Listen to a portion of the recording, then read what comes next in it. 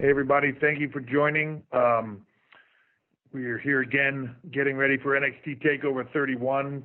Lots going on right now from tonight's NXT with Io Shirai and Damian Priest facing off against Candice and Johnny Gargano to face-to-face.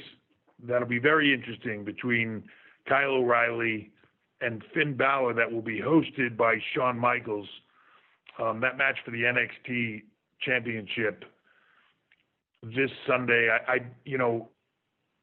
There's a lot of times when you're putting these together that you look for something that you know will be incredibly spectacular. I think that the majority of NXT fans and that are, hardcore fans that are very, very into the in-ring product understand how good this will be. For those that don't, if you're a more casual fan, this is going to be one I think that you will remember for a long period of time. I always believe that there are moments where matches happen that, you didn't necessarily see as being this game changer in the business, but I do believe that this one has the potential to change the direction of a lot of things in our industry. So, and change people's perception, certainly of Kyle O'Reilly, but of the performances in general. So, tonight's show leads us into this Sunday's TakeOver. This Sunday's TakeOver has a bit of a unique feel for me, given the fact that we were coming out of Karrion Kross becoming NXT champion, having to give up the championship due to injury, Keith Lee moving on to Raw. It was a very unique time, and given in this time in the world with everything else and the challenges that we face with COVID and everything else on a week-to-week basis, it's been a very challenging creatively. But I do believe that this card, is incredible on paper, and when you see the in-ring product, I think it will over-deliver. When you look at Santos Escobar and what he's been able to accomplish since being here as a Cruiserweight champion, with Legados behind him, the package is extraordinary. And Isaiah Swerve Scott, these two have had a couple of clashes, but they've been on TV and they've been in limited duration, just from the restrictions that TV present. These guys are going to be have all the time and all the ability to go do what they do at the highest of levels, and I'm really looking forward to it. Kushida, Velveteen Dream. The Velveteen Dream, always one of the most flamboyant performers we have, and big personalities, and Kushida sort of turning the corner on why he's here, in my mind, in NXT, in America, at this time, doing what he does. I believe that this is a Kushida like so far you have not seen yet, and this will be something special from him for sure. Damian Priest, Johnny Gargano. Johnny, one of the most consistent performers on the roster, always brings it at takeovers. And Damian Priest, who has really put on star performance after star performance in recent memory, really come into his own and is feeling it. The new North American champion. Can he get past Johnny Gargano? Again, it's hard to say which match on this card you look forward to the most, and that certainly applies to Io Shirai versus Candice LeRae for the NXT Women's Championship. They've done this before. Candice in a different position, Io in a different position. Now for the NXT Women's Championship, I expect this to be absolutely a show stealer. And Kyle O'Reilly versus Finn Balor, we already mentioned it, the NXT Championship on the line. This is a breakout moment for Kyle. While I think so many of us knew what Kyle brings to the table, he has yet to have the opportunity, because he's been in a tag team, and to show it at this level and against a performer the level of the Prince, I think is going to be one for the ages. So this Sunday's TakeOver will have a very unique look and feel. Something totally different that hasn't been done so far. You'll find out more on Sunday, but it will be very unique, and I think, hopefully, at least for us, game-changing. I'd also like to, while we're on here, mention, because there's a lot of international media on here as well, NXT UK we've kicked back off in the UK in a big way. I think those shows have been great so far with our partners at BT, who I can't say enough about, allowing us into their studios and being able to get back to doing what the talent there do. You see the Heritage Cup kicking off there this week, and that will be a tournament there that will be in British rounds. So it'll be all matches will be consisting of 6 3-minute rounds. The matches are 2 out of 3 falls. It's a very unique, it's a very European style, and this is something that we've talked about since the beginning there. Regal, myself, Shawn Michaels, Jim Smallman, Johnny Saint has been a part of these conversations about wanting to bring this format out into the mainstream, and this Heritage Cup will be something special, especially for UK fans and fans that are into the historic kind of the background of these things, and this is very British and very European, and I think it's going to resonate in a big way. It's different, and I think it's going to be great. So excited to have the UK back, excited for TakeOver this weekend. Hopefully we'll get on the other side of this and be able to start traveling people country to country. And with that, I'm going to open it up to calls. And I know that everybody saw the bump this morning, because I know that you all watch the bump every single opportunity that you can. And I talked about some opportunities coming up in the future, about some exciting announcements that'll be happening towards future events. So there's a lot going on right now. And with that, I know Tegan Knox is also on the top of people's minds, and I'm sure that question will come up. So with that, I'm going to open it up to you in questioning. All right, everybody. Since we have a large amount of domestic and international, we're just going to keep it at 1 question per outlet today. Thank you very much. And to ask a question, please press star 1 on your telephone keypad. If you're on speakerphone, make sure your mute function is turned off to allow your signal to reach our equipment. Again, star 1 for questions. And we will hear first from Mike Johnson of PWInsider.com. Hey, Mike. Hey, Paul. Hey, Paul. How are you? I'm very good. Yourself? I'm doing okay. I wanted to ask about the COVID stuff that's gone on in the last week. Obviously, there were some change-ups in the pay-per-view and probably created for Raw, but there were also some issues on the NXT side with some talents being told to quarantine and whatnot. The company issued a statement about it. I understand this is a very, it's a situation where you can't speak too much about it, but where are we in terms of the Performance Center being clear for people to return to training? And do you think everyone's past the point of concern that the card as it's announced for TakeOver is going to exist as it's been announced come Sunday? As for right now, I'm very confident in that the Sunday's card will, but this is a very sort of touch and go time, as you know. At any given time, things can change, and you've seen that recently. The Performance Center is back functional. The talent, when nobody can control this situation, and nobody's going to be able to stop this pandemic and COVID. We're doing the best we can to keep our performers safe, our staff, our crew, everybody safe. So these situations where positives come up and we then go back and very, very extensively contact trace and go back and quarantine those people. This is all for the safety and the well-being of everybody. We feel very confident that once we have done all that, hopefully we've isolated it and can go on doing what we're doing, and that everybody that walks into that building and that is a part of what we're doing is safe. But again, everybody, and that's across the board of not only our business and every promotion out there, but of every sport, every team, every walk of life. Everybody is doing the best they can to move forward in this, and that is exactly what we are doing as well. All right. Thank you for the answer, and I hope everybody stays safe and healthy. I think it's good for everybody on that one. Thanks. You too. Thanks, Mike. And we'll move on to our next question from Miguel Perez of Marca. Hey, Miguel. Hello, Paul. How are you? I'm good. How are you? How are you? Very good.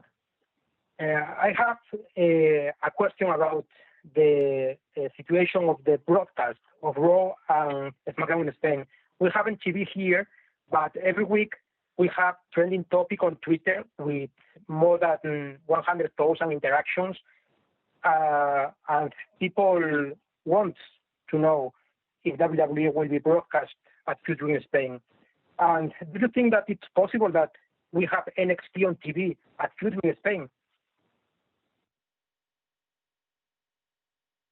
So I think what you were asking me, is it possible to have NXT in Spain? Yes, it is possible that NXT will be on TV on Spain at Future. Yes, look, I think that we're constantly looking at places that we can, that don't have it right now, that we can get NXT to. So if there are countries out there, if there are locations where NXT isn't airing, the intent is to get it there over the short term. Obviously, most broadcasters and stations and everybody else are in the middle of the same, pandemic that everyone is. So things are moving a little slower. People are working on limited staffs, but they're doing the best they can. And if you're not seeing it, hopefully we'll be able to get it to you very, very soon. Okay, Paul, thank you so much. And best wishes for the NXT TakeOver event. Thank you. Thank you, Miguel. And we'll go next to Jason Powell of ProWrestling.net. Hey, Paul, how are you? Hey, Jason. I'm good. How are you? I'm doing well. So there's been a lot of talk about a party that was held with some wrestlers that may have kind of triggered this COVID outbreak at the Performance Center and elsewhere. Is there any type of punishment for people who are not taking those proper precautionary measures away from the Performance Center?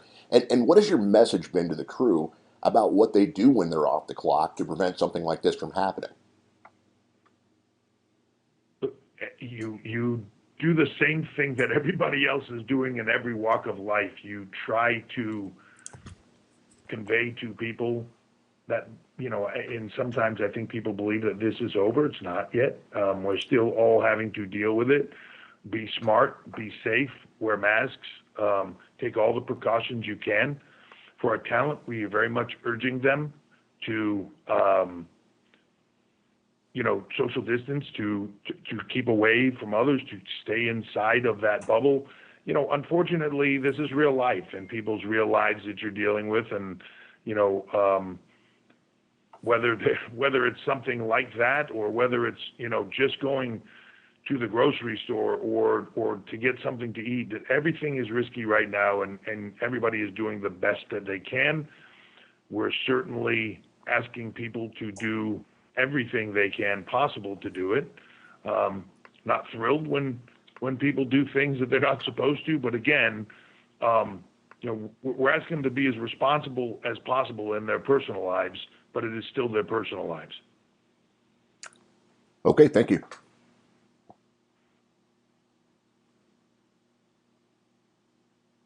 And we'll go to our next question from Alex McCarthy of TalkSport. Hey, Alex. Hi, Paul. How you doing? I'm good. Yourself? Yeah, very good, thank you. Very good. Good. I just wanted to touch on, you mentioned it at the top of the call about NXT UK. It's been a great return with a couple of banging main events, and we heard that NXT UK TakeOver Dublin is now going to be postponed till June next year. I just wondered, from our perspective, where the next takeover might come from. Similarly, as you've done with NXT in the US, can we maybe expect one at BT Studios? It seems like that's working out well. Talk to me about your plans and hopes or ambitions for a takeover, because I think we'd all like to see one before June. Yeah, look, I would love that. I would like nothing more for this to all go away and we go back to doing what we do. Even it's a funny thing. Even if you would have asked me this just a few weeks ago, Europe was in a different place than it's moving towards now.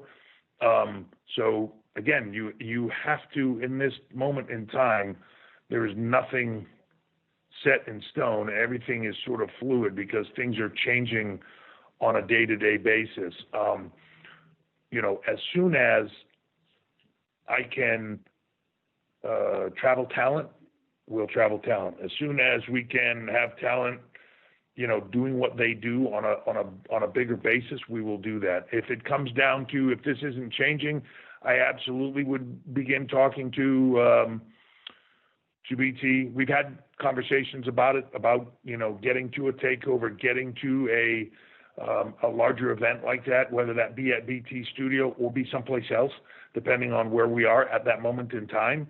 I absolutely would, like to get something done long before June. Again, we will have to see what those restrictions are and what the availability of locations are and everything else. But we are, believe me, we have a team here that specializes in all the immigration issues and travel and everything else, and I call them on a daily basis. I'm sure they are tired of hearing from me, but we are checking every single day to see what we can and what we cannot do, because it changes. So as soon as we can, I promise you that as soon as we can, we're going to be looking at being back, whether that, again, like I said, at BT Studios or someplace else, getting back into full tilt, doing takeovers and everything else. But for right now, I'm just thrilled that BT allowed us the opportunity to be able to get into their studios and be able to put NXT UK back on. And it's, as you said, it's been phenomenal with some banging main events, as you would say. And I agree with you. So I'm thrilled that that's happening. I'm looking towards the next step, but we're not quite there yet on exactly what that will be. Well, thank you very much, Paul. I look forward to it when it does happen, and excited for Saturday. Thank you very much. Stay safe. And we'll move on to our next question from Kelly Wells of pwtorch.com. Hey, Kelly. Paul, how are you today? Hey, I'm good. Yourself?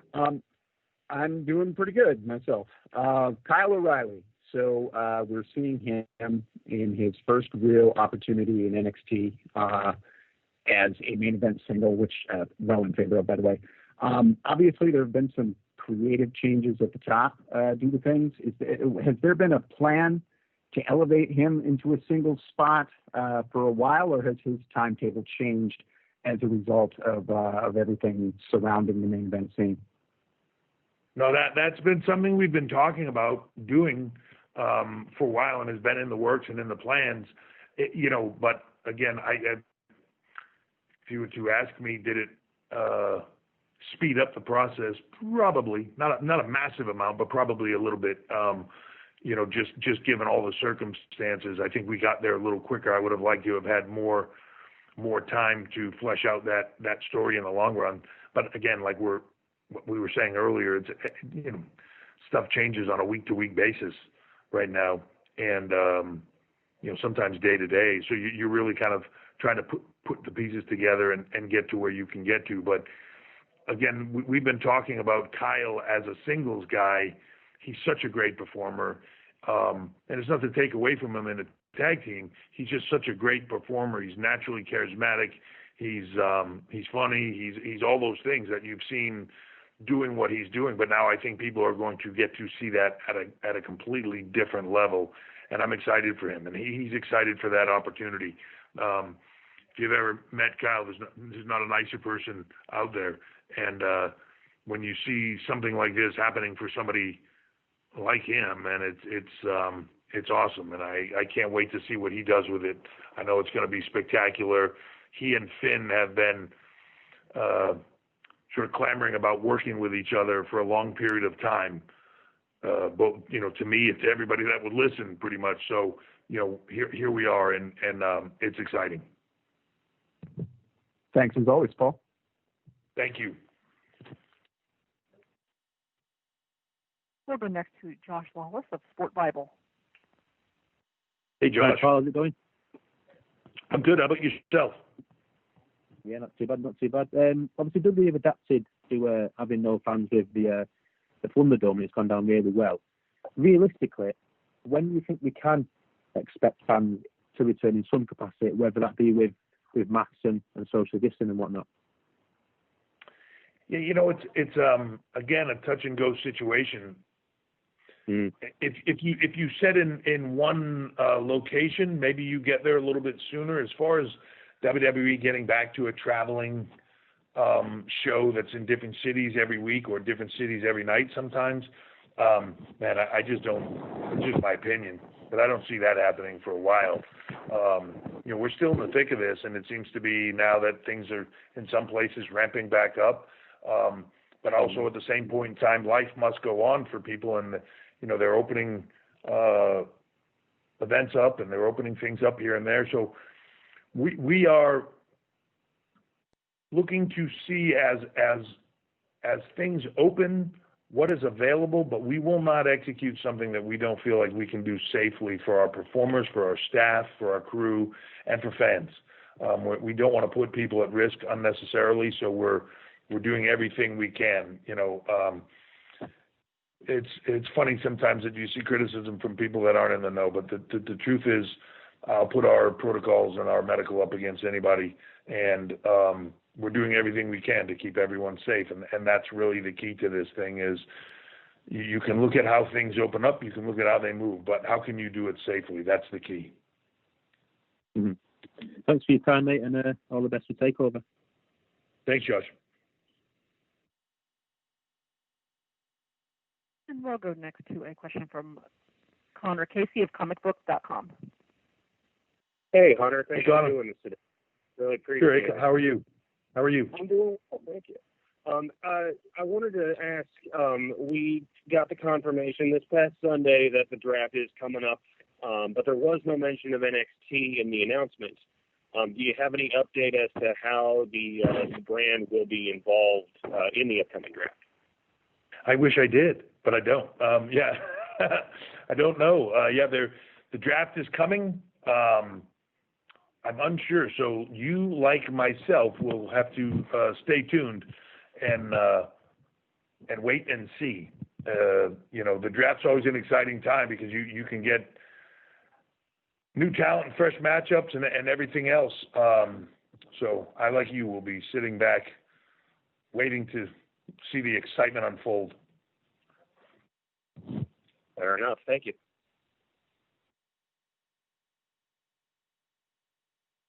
And our next question comes from Nims Azur of Sun Radio Australia. Hello. Hey, Paul, how are you going? Hey, man, how are you? I'm well, thank you. Now, I have to fly the flag for my fellow Australians that are doing some great stuff in NXT at the moment. Unfortunately, none are on the TakeOver 31 card, but obviously you've got an eye on what's happening down under. But with the restraints that things like COVID has had, how's that impacted you looking at talent? I know that you were able to kickstart NXT UK, but for a while there was a lot of Australians making the jump to NXT and your shores there. Are you still keeping your eye, even though you can't really have anyone down here, on Australian talent? And is there anyone that do you still have, what I'm trying to ask is, do you still have a place for Australians that might like to come to NXT in the future? Absolutely. There's a great scene happening in Australia that is really ramped up in the last few years, and that's very exciting. Anytime I see young hungry athletes in an area with the passion to do this, grinding it out day in and day out, that's why I love to see that, and I love to recruit those people and bring them in and get them to that next level. So the door is absolutely open, and are we keeping an eye on it? 100%. The beautiful thing about today's technology is that you can really get footage from just about anywhere if you dig hard enough and people are willing to send it to you. So we keep an eye on everything. Unfortunately, as you said, getting people in or out, traveling them to and from isn't possible right now. But as soon as it becomes possible, we will be right back in that business. I've said this numerous times, and I know people get very excited when talent comes from where they are, and that is very exciting. But I just look at it as talent for me. So I want to bring talent, the best in the world, from anywhere in the world, and have them end up in the WWE, whether that's training at the PC, competing in NXT, Raw, SmackDown, whatever it is. I want them to be here, and the opportunities here are amazing because it's not just one brand, and what happens over time. It's multiple brands, it's multiple platforms, it's multiple places to be able to go hone your craft. So whether somebody's coming from Australia to go to the UK, whether they're coming to NXT in the US, Raw, SmackDown, or the multiple other platforms that we will have and be announcing shortly, those are great opportunities for them, and I look forward to giving them to them as soon as we can. Well, we appreciate everything you've done for everyone in Australia, and we're just continuing to enjoy the product, and we thank you for keeping going during these tough times. So best of luck with TakeOver. Thank you very much. And we'll go to our next question from Nick Hausman of Wrestling Incorporated. Hey, Hi, Nick. Paul. Thank you very much. Hey, Paul. Thank you very much for taking the time. Sure. My question is about a group of NXT talent that recently debuted on Raw under all new names and new appearances as Retribution. I was just wondering, how much input do you and the NXT talent have in how they will debut when, if they ever move to Raw or SmackDown? Wait a minute. You're saying that some of the people in Retribution came from NXT? Yeah, I am. I'm drawing that conclusion, yes. Geez, man, I got to pay more attention to this stuff. Look, we have conversations around who will go where, when. An example of, hey, this person, we have an interest in them. They reach out to us that we have an interest in them. Great. I can write them out of some stuff and get them to you by this period of time. Excellent. And we go from there. Where it goes from there at this point in time, I don't have any say on or anything else. It really goes to those creative teams. So, I get the call, whether it's from Raw, whether it's from SmackDown, or whether it's somebody that kind of has oversight of both. And we sit down, we have meetings around, who goes where, when, and really that's it. And, sometimes those calls are reversed as well. So it's, that's sort of the process, but the creative teams of those brands are controlling what happens to those talent. Now they might ask me hey, can this person handle this, or can they handle that, because they're maybe not as familiar with them as they might be, but it really doesn't go a whole lot further than that. Okay, cool. Thank you very much, Paul. Looking forward to the show on Sunday night. Thank you very much. All right, guys, we have time for two more questions. We'll go to Adam Carruthers at Astro Supersports Malaysia. Hello. Hi, it's Adam here. Hope you're okay today, Paul. I'm good. How about yourself? Very good, thank you. Even though it's 2:15 a.m., but couldn't turn down the chance to ask you a question. So since I've only got time for one, I think it's great. Wade Barrett, excellent addition to the commentary team. What was the motivation in getting him back to the company? Obviously, WWE has such a rich history in the UK, particularly in the 90s. You had a SummerSlam there, Battle Royale, and you talked a lot about the UK during this conference call. So is that playing a big role, getting a British commentator on board? No, to be honest, I've been a big fan of Wade Barrett. I was a fan of him when he was in the company, and then he left and he started doing commentary. Now, he had done some commentary for us here during a few periods of time, I believe, when he was injured. I think he tore his pec or his rotator cuff or something once, and he did a stint on commentary, and I remember being very impressed with him then. And after he left, and I had seen him do commentary in different places, and I was very interested in him at various times in doing it. The timing just never matched up right. I would have the opening and the possibility of him being a part of it, but he was with somebody else, and then I would, he would leave there, but I didn't have an opening anymore, and then it would reverse. And we sort of kind of finally got to the place where he was available, and we had a need, so it worked out perfect, and we made the call and talked about it really quick. It all went down really quickly, and he came in, and this is a difficult time to even just doing business with people and flying and traveling and getting places and getting it all done. But I'm really happy we were able to come to an agreement on it. He's a remarkable talent in general, but especially in the role that he's in right now, and he's a great addition to NXT. He adds a lot of credibility, a lot of very cool points of view, but he's also brings a very much of a character base to it, and I really like that as well. He's a very smart guy, so I think he's just scratching the surface on how good he can be, and I look forward to him, getting even better and realizing his full potential here. Perfect. Thank you, and all the best for this weekend. Thank you, man. Okay, next question will be our final one. And we'll go to Dave Meltzer of Wrestling Observer. Hey, Paul, how are you? Hey, Dave, how are you? Good. So, we've kind of known this all along, but a couple of weeks ago, when you guys were on Tuesday for 2 weeks, it pretty much proved what we all kind of figured, and that is if you were on a different day other than Wednesday and also Monday or Friday, that the NXT audience would grow significantly. It's probably 20-25% viewers and probably 30% plus 18 to 49s. And I was wondering what is there any kind of serious talk about trying to move to Tuesday or a Thursday because it would be a virtual guarantee of significantly increasing ratings, and the more people watch, the more fans you get, and you know how that cycle goes. Sure. I'm happy with where we are.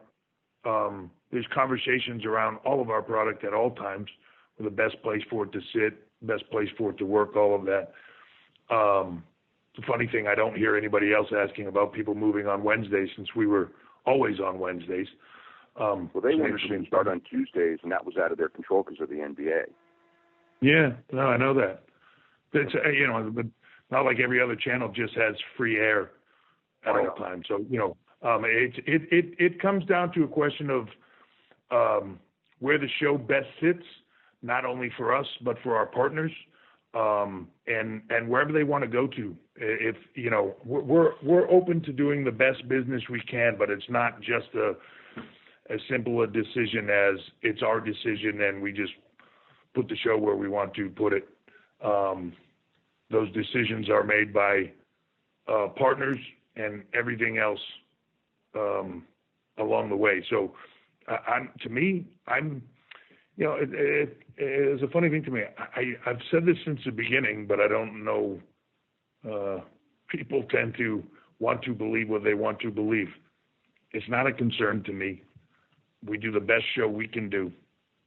We go out to put the best show on that we can put on every week with the talent that we have, which I consider to be the best in the world, and do the best show we can. And that's it. As far as where it sits, the networks, all those things, those are business questions that come down to WWE, but also to our partners. So lots of conversations will happen, and wherever it ends up, I promise you we'll put on the best show we can and make it everything that it can be for our fans.